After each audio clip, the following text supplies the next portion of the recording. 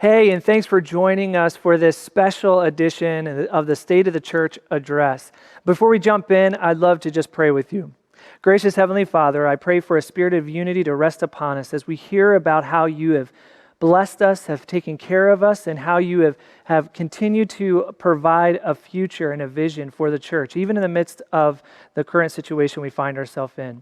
Lord, I pray for this time together, and that again, it would be profitable to both the listener and also those who would be wanting to know more about who we are as a church. And so, Jesus, again, we give you honor, glory, and praise for these things. We ask it in your name. Amen. Well, I want to share with you before we jump in that you'll have an opportunity to actually ask questions. And I'm not right now, but in the comment section above, you're going to see a form, a link to a form that it's a simple form to fill out. When you fill that out, it'll go directly to me. You can do that before Saturday, May 30th. And then on Sunday, May 31st, I'm going to take those questions and I'm going to do kind of a Q&A with those questions so that we can kind of have some feedback and some dialogue for what's happening in the life of the church. So make sure if you want to ask a question that you click on that link above and we'll be able to hopefully address that question on Sunday at 6 o'clock. I'll be doing a live video at 6 o'clock on Sunday night on Facebook. So the topics today that we're going to cover, there's actually 6 different topics I want to just talk about very briefly. We're going to talk about the 4 phases that the church has been operating in. We're going to talk about the finances of the church, where we're at right now. We're going to talk about the leadership of the church, as well as power of one and worship, and also the future. So we'll end our time together talking about where do we go from here. And so as we jump right into the 4 phases, I just want to share with you that there are 4 phases that the church has been operating out of since the beginning of this COVID-19. They are stabilize, normalize, mobilize, and futurize. So these 4 phases have guided us from the beginning of this pandemic up until right now. When we went through the stabilize phase, this is where we pause and we quickly innovate. For us, we were able to do that rather quickly because we already were offering digital content online. And then also our giving went digital. We already had digital giving in place, whether that was text giving or giving through the website. So those actually came rather quickly. We then were able to put together a plan for our staff. And so our staff actually was restructured in a way to care for the internal components of the church and the people, making sure that people were being cared for, as well as communication. So Pastor Sally was doing internal care, Pastor Katie was doing communication, or is doing, both of them are still doing that. And Pastor Kaylee was taking care of all the external resources as well as partnerships and networking. And then we also had our additional staff that were taking care of the office, Patty, as well as Pastor Chris taking care of Celebrate Recovery, and an additional staff that were really pushing together in order to make sure that the church was stabilized during this time. The second phase is normalize. So in the normalize phase, that's where we really focused on worship and making sure that we had a new rhythm to the new normal. And through the normalized phase, that's where we prepare and plan. So you notice that our worship has been very consistent.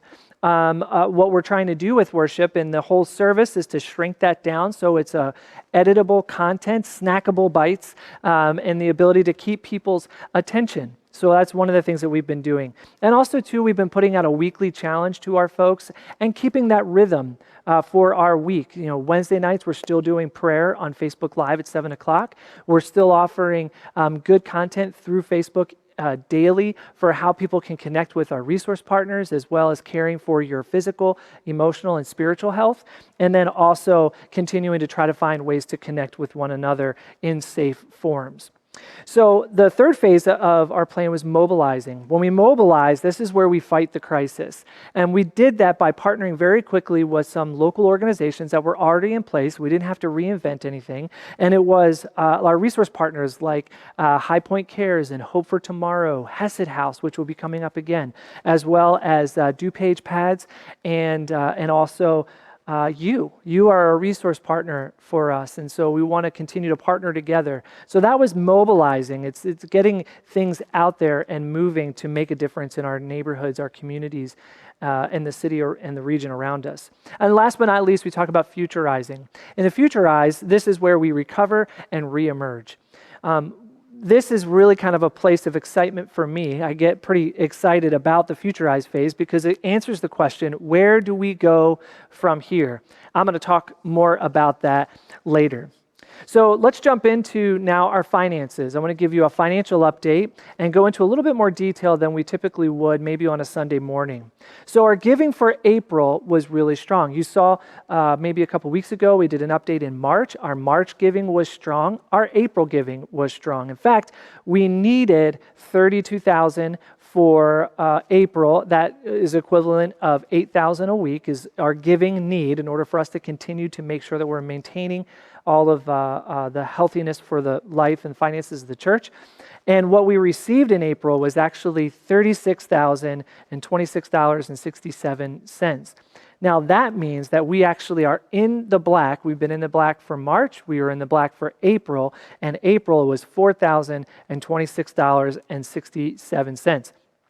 That's awesome, and I am thrilled for us to be able to continue to maintain a healthy balance for our giving. Now, let me share with you our giving to date. So that's a breakdown of our month, but let me share with you a breakdown for where we need to be at for the year. So our budget for 2020 is actually $416,000. So that's our total budget that's needed for tithes and offerings. So that includes, that does not include Power of One and other additional things. That's just what we need for tithes and offerings, for $416,000. So needed currently, this is up until May 17th. So up until May 17th, we needed $160,000. Again, that's $8,000 a week for our budget. And what we received up until May 17th is actually $165,832.58. So that puts us in the black for our year-to-date budget of $5,832.58. Again, high fives, chest bumps, whatever. That's amazing. How awesome is that? And again, that is because of the faithfulness and the giving that you have been providing for the church. And I can share with you that it is being used wisely, and we are maintaining, again, a healthy balance for our giving for the church. Now, one of the things that does help our overall status of the church is actually the PPP loan. So if you're not familiar, the PPP loan, which actually stands for the Payment Protection Plan, it provides small businesses and churches with funds to pay up to 8 weeks of payroll costs, including benefits. And funds can be used to pay down interest on the mortgage, rent, and utilities. So we went through the process, our finance committee, with approval of the church board and the approval of the district advisory board, because it needs to be approved by our district officials as well, approved a loan for $43,900. So that's the equivalent of 8 weeks of payroll, as well as an additional percentage that can go towards mortgage interest, rent, and utilities. So again, we don't pay rent, but it can be used for that if we got into that type of a situation. And now the word loan is a little bit scary. It's not actually a loan. Consider it more like a grant. It's actually forgivable if we use it for those intended purposes. And that's all that we're using it for. It's just a way to help us to be able to maintain, again, a healthy parameters for the finances of the church.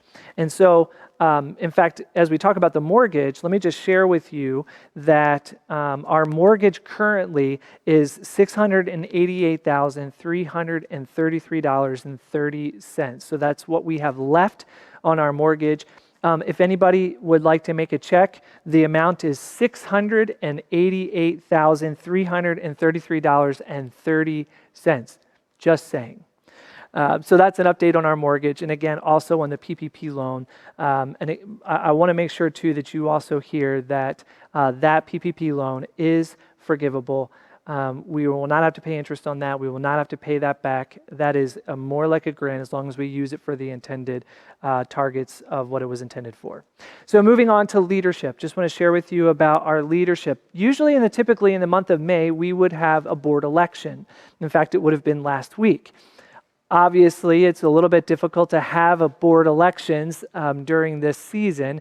So we have asked the board if they wouldn't mind serving, and we'll put that on hold for 3 months. So in August, we will reevaluate where we're at as a church. We'll reevaluate where we're at as a society and make a determination as far as when we need to, and if it affords the opportunity for us to do a board election. So our board is in place. They will stay in place for another 3 months. We're going to put an election on pause for 3 months, and then we're going to reevaluate that, like I said, in August. Also, Power of One. So as we keep moving forward here, I want to give you an update on Power of One. Our giving for 2019 and 2020 was outstanding. Our goal was $48,000. And what's amazing is we received for Power of One $49,609.10. That actually means that we were over our Power of One goal by a little over $1,600. Again, that is just phenomenal. The majority of our giving for Power of One went to World Evangelism Fund, which keeps missionaries like the Woodley family operating in their context around the world. And again, it's a great opportunity. Churches need to be focused on mission, not just locally, but globally. It's Acts 1:8. You will receive power when the Holy Spirit comes upon you, and you will be my witnesses in Jerusalem, Judea, Samaria, and the ends of the earth. So that's the philosophy that we have when we talk about Power of One in our giving. Benevolence was another huge area that we were able to give to those in need in our local congregation and also in our local community to care for those who needed a little extra help. So Power of One has been really incredible. Hesed House, Hope for Tomorrow, Appalachia Reach Out. Even though we weren't able to do the missions trip, we would be going next week. If you're looking at this before the beginning of June, it would have been the beginning of June that we would have left for Kentucky to do the missions trip, and unfortunately they had to cancel that trip. But we're still able to help them financially to meet needs that are really necessary down in the Appalachia region and INS, Kentucky. Now, typically with Power of One, this again would be an opportunity for us to do a big campaign, and we would raise the funds for Power of One during this time of year. Well, unfortunately, again, because we're not together and we just don't know financially where everybody's going to be at moving forward in the life of the church, we decided to hold off until the fall to really kind of ramp up and talk more about Power of One. Now, that being said, many of you are consistent givers with your offering. Again, Power of One is offering. Tithe is what we give first back to God, and then offering is above and beyond our tithe, which goes to Power of One. So many of you want to remain consistent in that, and we want to encourage you to continue to do that.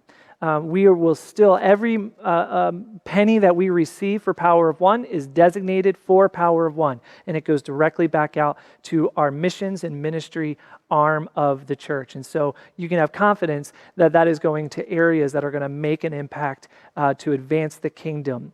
So that's just an update for you for Power of One. So let's talk about worship. A lot of people are asking questions right now regarding worship. Pastor, when are we going to come back? What's it going to look like? And how are we going to know? And all of these different questions. Well, the governor just announced that we are moving into, so probably the beginning of June, we'll be moving into phase 3. And phase 3 indicates that you can meet in groups of 10 people or less. Now, that still makes it difficult for us to gather together and worship. But at the same time, the governor also referenced a conversation that he's been having with lawmakers and officials about allowing there to be larger outdoor gatherings for houses of worship or places of worship.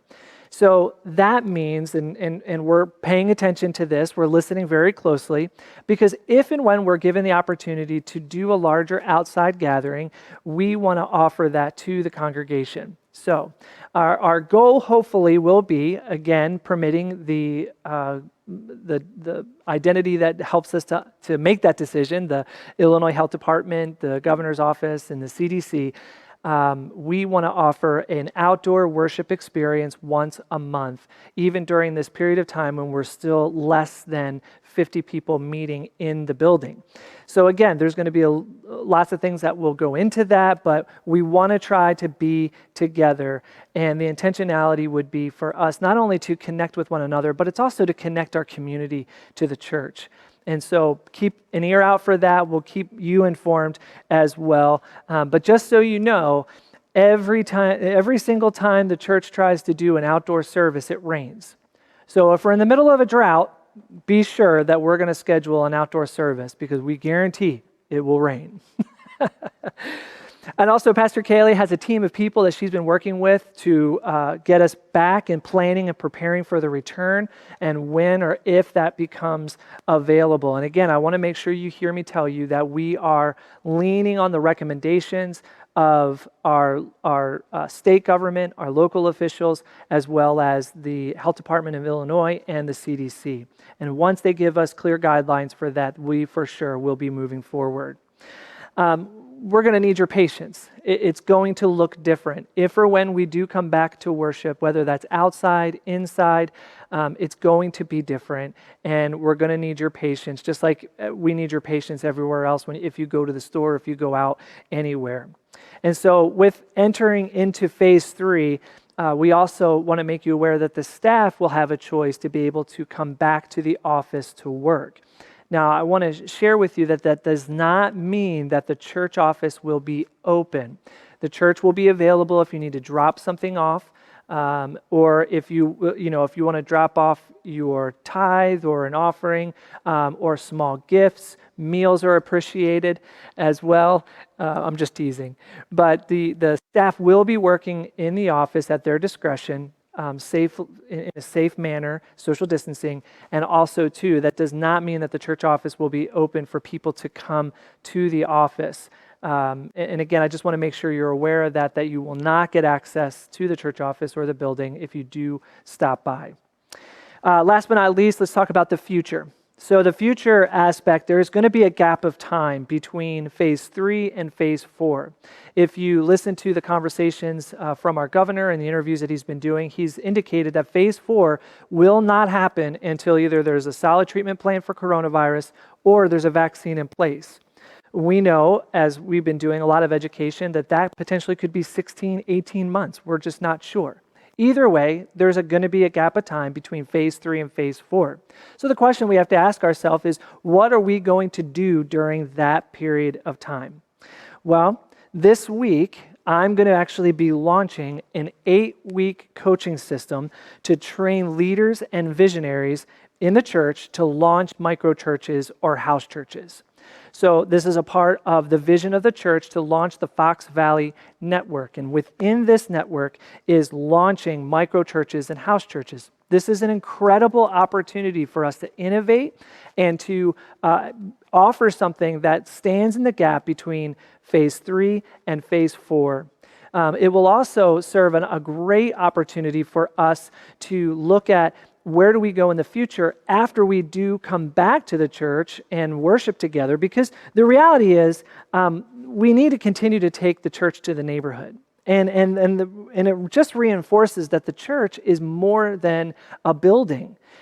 We want to offer these house churches and micro churches because if you can meet in groups of 10 or less, you can do that from your home safely versus coming to the church. And also, too, our mission hasn't changed. As you heard me indicate before, that our vision is to launch 5 CTMs in 5 years, and we eventually want to have a network of church-type ministries or church-type missions. And this fits the bill, I should say. And so we want to not just respond to COVID, but we want to do something that's going to help propel us into the future, even after we get back to quote-unquote normal. This coaching program is going to launch additional opportunities, additional CTMs, micro churches, house churches. And so I'm really excited about how God is going to use this in order to make a great impact in the entire area. Many of you for years have come to me and said, Pastor, I have this idea, I have this thought, I feel like God's doing this in me. And now is going to be the opportunity for you to join in this coaching in order to move that idea from just an idea all the way to a launch. So that's really exciting. And again, this is an exciting time to innovate. And we're not focusing on what we don't have. Instead, we're focusing on what we do have and what we still have the opportunity to create. And this is a great opportunity for us to put our mission where our mouth is. And not just talk about wanting to reach our neighbors, not just talk about wanting to be in our communities and our neighborhoods, but actually do it. So this is going to be really exciting opportunity. And nothing will be taken away when we do kind of launch this initiative of the gap between phase 3 and phase 4. Nothing's going to be taken away, but there will be a new opportunity to expand. I think that's important to remember. So let's wrap things up. We talked about the phases. We talked about all the different aspects of our finances and leadership. We talked about power of one and worship, and we talked about the future.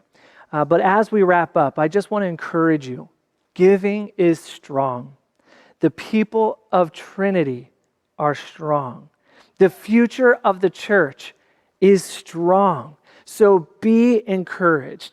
He who began a good work in you, even before COVID-19, will see it unto completion. And I believe that not only for us as the church and as the body of Christ, but I also believe that for you and your families and for who we are, even as we advance the kingdom as the church together. So again, just to reiterate to you, if you have questions, please click on the link above, grab that form, fill it out. It'll automatically email to me. And then on Sunday, May 31st, we're going to do a live Q&A where I'll have the opportunity to take those questions and answer those as well. So again, thanks so much for joining me. Thanks for being a part of the mission and the vision of Trinity. Thanks for your support, and know that we are doing absolute everything that we can in order to continue to give God the glory and to just bask in his blessing that he has bestowed upon us as a church. And we are going to keep moving the kingdom mission forward into our neighborhoods. Go and be a great neighbor to those around you. Thanks again, and good night.